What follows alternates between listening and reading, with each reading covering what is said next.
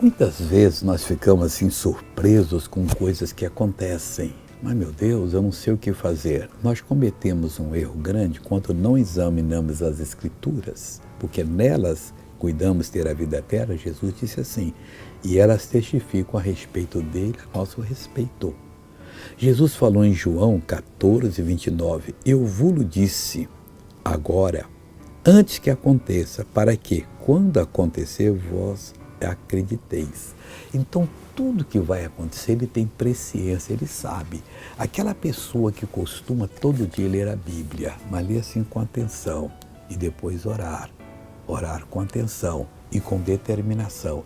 Essa pessoa, quando passar por momentos tribulosos, e esses momentos tribulosos vêm sobre a nossa vida, ela já saberá o que fazer, o que acreditar. Porque o que Jesus falou é espírito e vida e tem dentro da revelação da palavra aquele poder para nos libertar. Veja essa pessoa que conseguiu uma benção. Estou há 2 meses com uma distensão muscular e sem conseguir andar direito. E eu cheguei aqui mancando, graças a Deus, agora estou bem. Como é que você vê mancando? Mostra pra mim. Imita igual. Não conseguia pisar direito. Pisar direito. Agora anda normal, Eva de Jesus.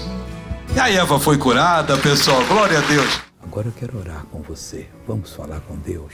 Pai, muito obrigado.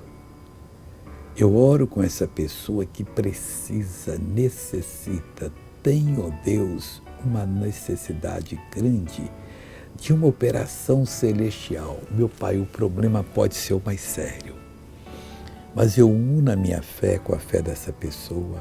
Eu repreendo esse mal e mando, saia em nome de Jesus. E você diz amém.